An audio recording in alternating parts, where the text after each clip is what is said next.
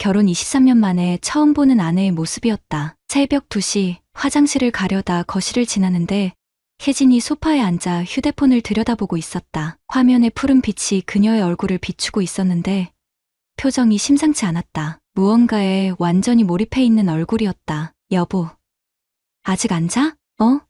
당신 깼어? 미안해, 조용히 할게. 혜진이 황급히 화면을 감추는 듯한 제스처를 취했다. 그 순간 뭔가 이상하다는 생각이 들었지만 대수롭지 않게 넘겼다. 51살 아내가 무슨 큰일을 하겠나. 그것이 내 첫 번째 실수였다. 다음 날부터 혜진의 패턴이 눈에 띄기 시작했다. 32년간 세무공무원을 하면서 길을 대로 기른 관찰력이 작동한 것이다. 아침에 일어나면 제일 먼저 휴대폰을 확인하고 밥을 먹으면서도 화면을 들여다본다. 화장실 갈 때도 휴대폰을 챙겨간다. 요즘 뭐 그렇게 열심히 봐? 동네 아줌마가 추천해준 게임이 있어. 심심풀이로 하는 건데 은근히 재미있더라. 게임이라고 했다. 혜진이 게임을? 컴퓨터도 제대로 못 다루던 사람이? 무슨 게임인데? 왕좌의 전쟁이라고. 성을 짓고 군대를 기르는 전략 게임이야. 당신은 모를 거야. 말투에 묘한 우월감이 섞여 있었다. 마치 내가 모르는 새로운 세계를 아는 사람의 여유랄까. 23년을 함께 산 아내에게서 처음 느끼는 감정이었다. 주말이 되자 변화는 더욱 확연해졌다. 예전에는 토요일 아침이면 집안 청소를 하고 일요일에는 함께 마트를 갔는데 이제는 하루 종일 휴대폰만 들여다본다. 길드 전쟁이 있어서 바빠. 길드가 뭔지는 모르겠지만 게임 속 단체라는 건 짐작할 수 있었다. 문제는 그 길드 사람들과의 관계가 점점 깊어지고 있다는 점이었다. 민호 오빠가 정말 전략을 잘 짜셔. 덕분에 우리 길드가 1등 했어. 민호 오빠? 51살 여자가 누굴 오빠라고 부른다는 말인가? 혜진은 원래 나이 차이를 따지는 사람이 아니었는데 그 사람 나이가 어떻게 되는데? 28살이래. 어려도 게임은 정말 잘해. 28살. 우리 아들보다 4살 많을 뿐이다. 그런 애를 오빠라고 부르다니. 한 달쯤 지나자 더 이상한 일들이 벌어졌다. 혜진이 화장을 진하게 하기 시작한 것이다. 집에만 있으면서 무슨 화장을 그렇게 진하게 하나 싶었는데 알고 보니 게임 길드 사람들과 화상 통화를 한다는 것이었다. 화상으로 얼굴을 보면서 게임을 해? 길드원들끼리 친해지려면 얼굴도 알아야 하잖아. 당신은 그런 거 몰라. 또다시 그 우월감 섞인 말투였다. 카드 명세서를 확인할 때 가장 큰 충격을 받았다. 게임 결제 내역이 한 달에 80만 원이었다. 처음에는 실수인 줄 알았다. 여보, 카드에 이상한 결제가 있는데? 그거?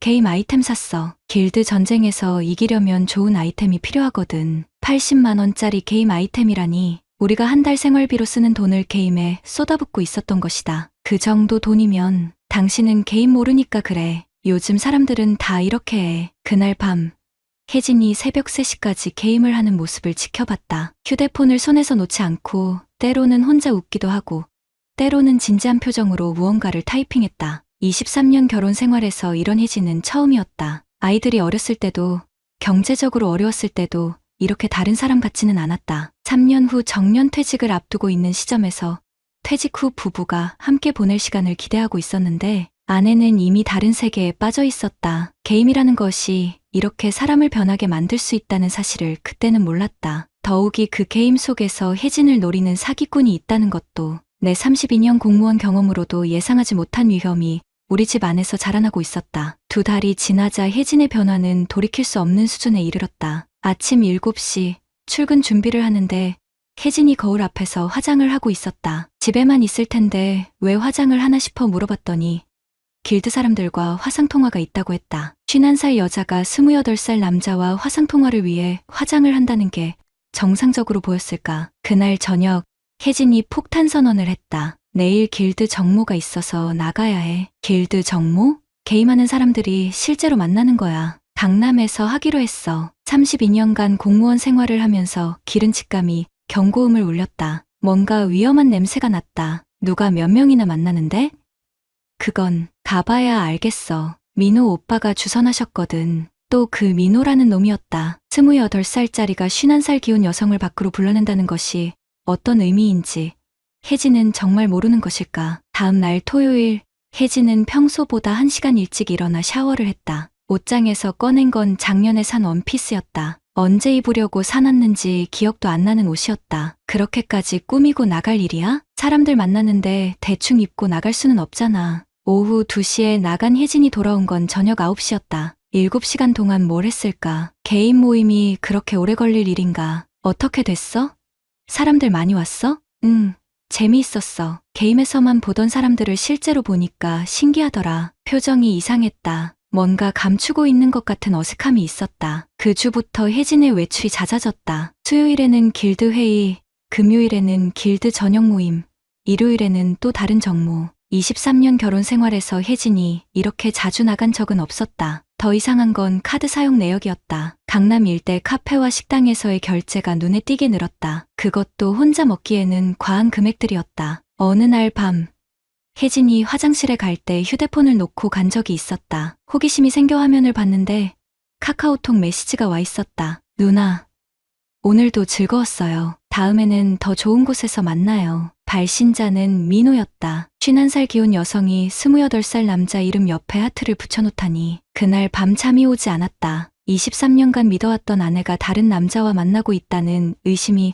확신으로 변하는 순간이었다. 하지만 아직 확실한 증거는 없었다. 조카 수연에게 전화를 걸었다. IT 회사에서 일하는 25살 조카라면 이런 상황을 이해할 수 있을 것 같았다. 수연아, 삼촌이 좀 물어볼 게 있는데. 네, 삼촌, 무슨 일이세요?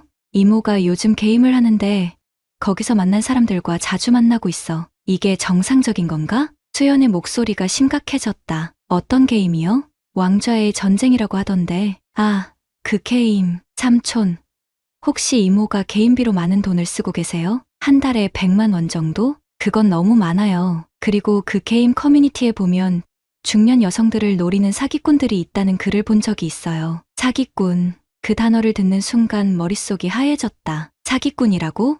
네. 젊은 남자들이 중년 여성들에게 접근해서 감정을 이용해 돈을 뜯어내는 수법이래요. 혹시 이모가 특별히 친하게 지내는 남자가 있나요?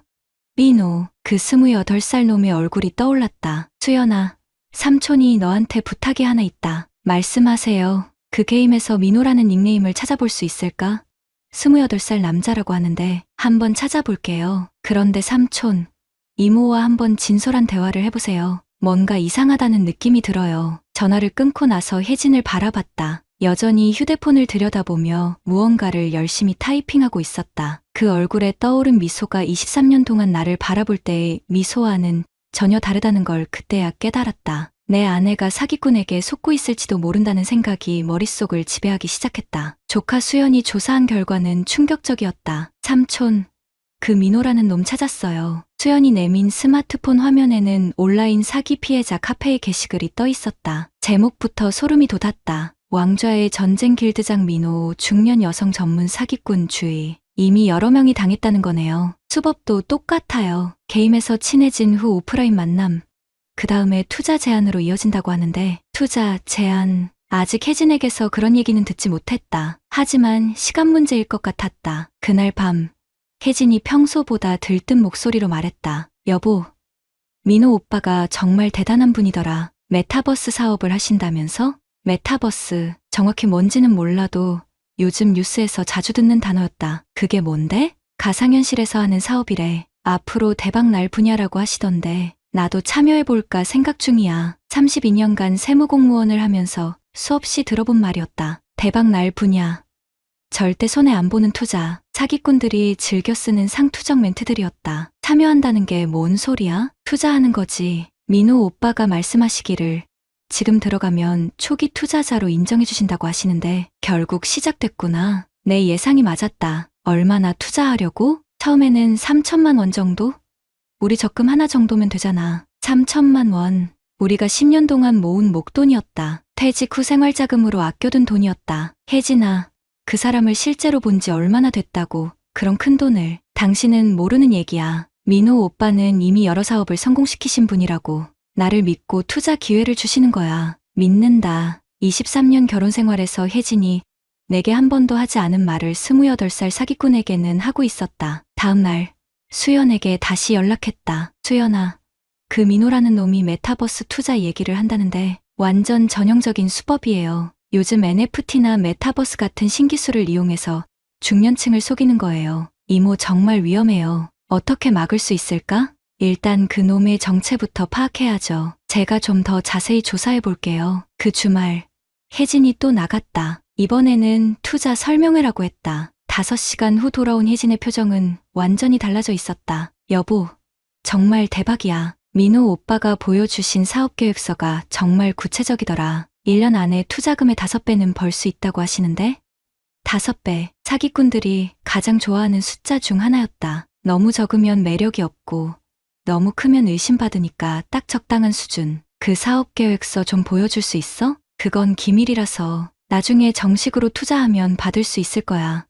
기밀, 또 다른 전형적인 사기 멘트였다. 월요일 저녁, 혜진이 폭탄 선언을 했다. 내일 은행 가서 적금 해지할 거야. 잠깐, 그게 무슨, 민호 오빠가 말씀하시기를 이번 주가 마지막 기회래. 다음 주부터는 투자금을 더 받지 않으신다고. 마지막 기회, 또 다른 사기꾼 단골 멘트였다. 그날 밤, 나는 결심했다. 더 이상 지켜만 볼 수는 없었다. 32년간 공무원 생활을 하면서 기름 끈질김과 체계성을 발휘할 때가 온 것이다. 수연에게 긴급 전화를 걸었다. 수연아, 이모가 내일 당장 3천만 원을 보내려고 한다. 안 돼요, 삼촌. 그거 100% 사기예요. 제가 그 민호라는 놈 더 조사해봤는데 진짜 이름은 이민호고 무직이에요. 부모님 돈으로 원룸에서 혼자 살면서 이런 짓 하는 놈이에요. 확실해?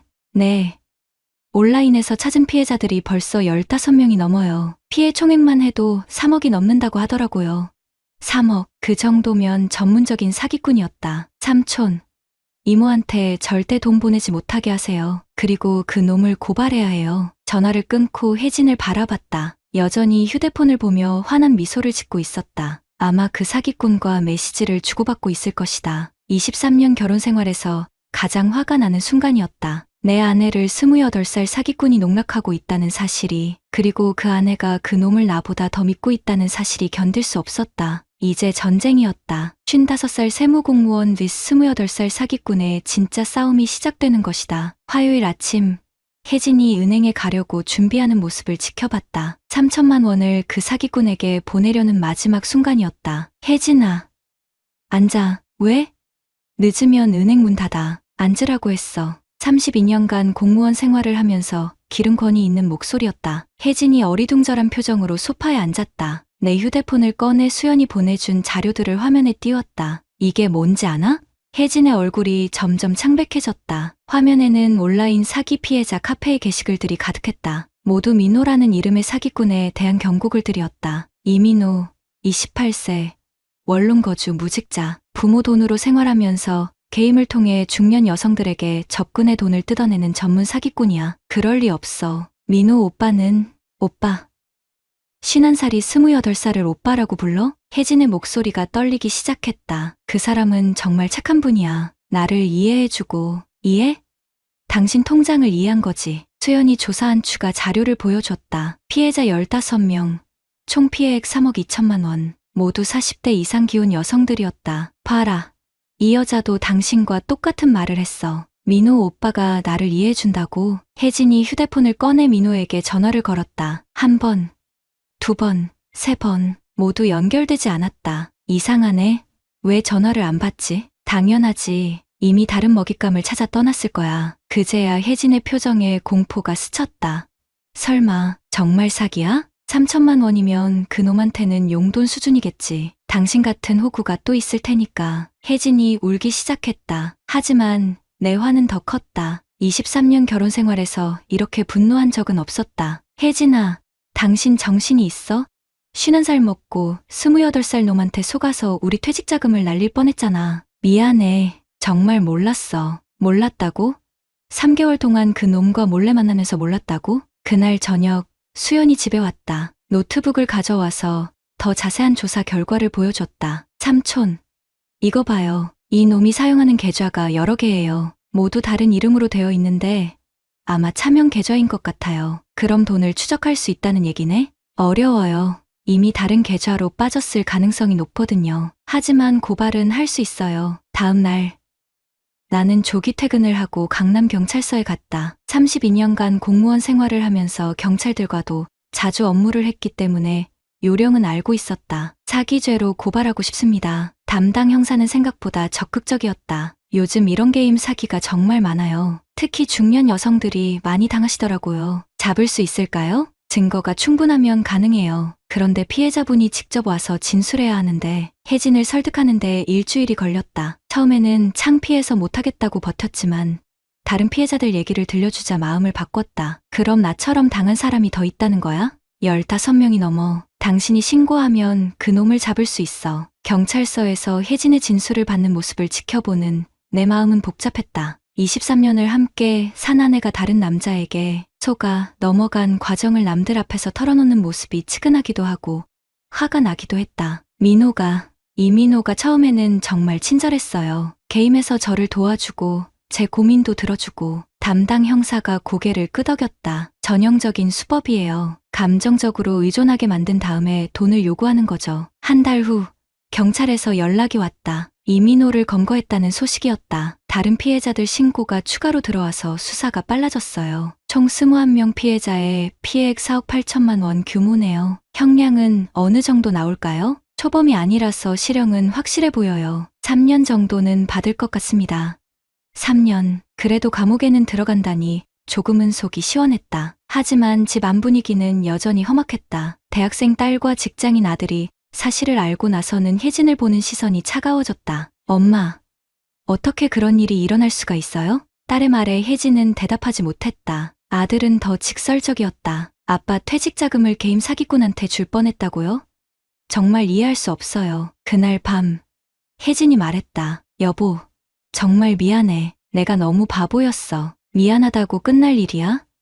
23년 동안 쌓은 신뢰가 3개월 만에 무너졌어. 침묵이 흘렀다. 23년 결혼 생활에서 이렇게 무거운 침묵은 처음이었다. 사기꾼은 잡혔지만 우리 가정의 상처는 이제 시작이었다. 6개월 후 법원에서 최종 판결이 나왔다. 이민호에게 징역 3년이 선고됐다. 사기죄와 컴퓨터 등 사용 사기죄를 합쳐서 나온 형량이었다. 피해자가 21명, 피해액이 4억 8천만 원에 달했기 때문에 초범이 아닌 이상 실형은 당연한 결과였다. 피고인은 게임을 매개로 피해자들의 외로움과 허영심을 교묘히 이용하여 금전적 피해를 가한 죄질이 매우 불량하다. 판사의 선고를 들으며 속이 조금은 시원했다. 하지만 진짜 문제는 따로 있었다. 피해 회수율이 30%에 그쳤다는 점이었다. 이민호가 받아낸 돈 대부분을 이미 도박과 유흥비로 탕진한 상태였기 때문이다. 다행히 혜진은 실제로 돈을 보내기 전에 막을 수 있었지만 다른 피해자들은 그렇지 못했다. 재판이 끝난 후 변호사가 말했다.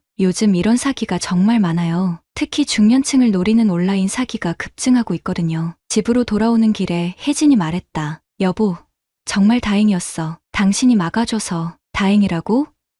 23년 결혼 생활에서 이런 일이 일어나는 게 다행이야? 아직도 화가 완전히 가라앉지 않았다. 사기꾼을 잡는 것과 무너진 신뢰를 회복하는 것은 별개 문제였다. 그 사건 이후 우리 집 분위기는 완전히 바뀌었다. 혜진은 스마트폰을 아예 기본폰으로 바꿨고 게임은 물론 SNS도 모두 끊었다. 마치 디지털 세상에서 완전히 단절하려는 것처럼 보였다. 극단적으로 갈 필요는 없잖아. 무서워. 또 속을까봐 51살 여자가 28살 사기꾼에게 속았다는 사실이 혜진에게는 트라우마가 된 것 같았다. 한 달 후 조카 수연이 제안을 했다. 삼촌, 이모처럼 당하는 분들이 너무 많아요. 예방교육 같은 걸 해보는 게 어때요? 예방교육? 네.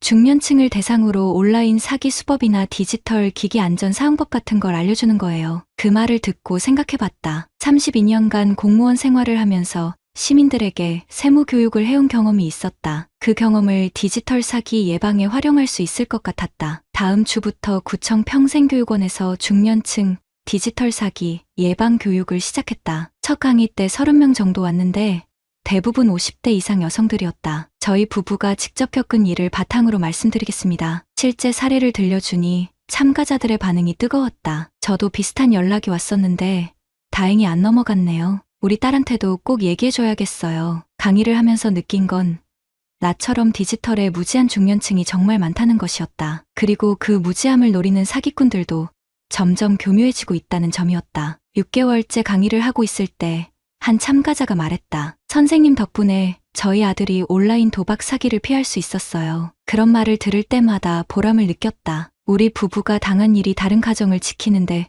도움이 되고 있다는 생각이 들었다. 집에서 혜진과의 관계도 서서히 회복되고 있었다. 물론 예전과 완전히 같을 수는 없었지만 적어도 서로를 이해하려고 노력하고 있었다. 여보, 내가 왜 그랬을까? 외로웠을 거야. 내가 관심을 덜 가져줘서. 그래도 변명의 여지가 없어. 23년을 함께 산 당신보다 3개월 알던 사기꾼을 더 믿었으니까. 솔직한 대화였다. 상처 주는 말이었지만 진실이기도 했다. 최근에는 혜진도 나와 함께 교육봉사에 참여하고 있다. 처음에는 부끄러워했지만 자신의 경험이 다른 사람들에게 도움이 된다는 걸 알고 나서는 적극적으로 나서고 있다. 제가 직접 당한 피해자입니다. 정말 교묘해요. 처음에는 게임 친구인 줄 알았는데 혜진의 생생한 증언을 들은 참가자들은 더욱 경각심을 갖게 된다. 1년이 지난 지금 우리 부부는 예전과는 다른 관계가 되었다. 더 솔직하고 더 신중한 관계, 디지털 시대의 위험성을 함께 배워가며 서로를 지키는 관계, 정년 퇴직까지 2년이 남았다. 퇴직 후에는 이런 교육 활동을 더 본격적으로 할 생각이다. 32년간 공무원으로 시민들을 위해 일했듯이 앞으로는 디지털 사기로부터 중년층을 보호하는 일을 하고 싶다. 어제 또 다른 피해자 가족이 상담을 요청했다. 60대 남성이 스마트폰 투자 앱으로 5천만 원을 잃었다는 사연이었다. 이런 일이 또 있다니. 하지만 이제는 당황하지 않는다. 우리가 겪은 경험과 쌓은 노하우로 그 가족을 도울 수 있을 것이다. 디지털 시대는 거스를 수 없는 흐름이다. 하지만 무작정 따라갈 필요도, 무작정 피할 필요도 없다. 중요한 것은 제대로 알고 조심하는 것이다. 55살에 처음 겪은 큰 위기였지만 결과적으로는 우리 부부에게 새로운 사명을 준 사건이었다. 앞으로도 더 많은 중년층이 디지털 사기로부터 안전할 수 있도록 우리의 경험을 나눌 것이다. 그것이 사기꾼에게 속을 뻔했던 우리 부부가 할 수 있는 가장 의미 있는 복수이자 사회에 대한 책임이라고 생각한다. 구독자님들, 오늘 사연 댓글로 공유해 다른 분들과 함께 의견 나눠보세요. 저도 읽어보며 소통하겠습니다.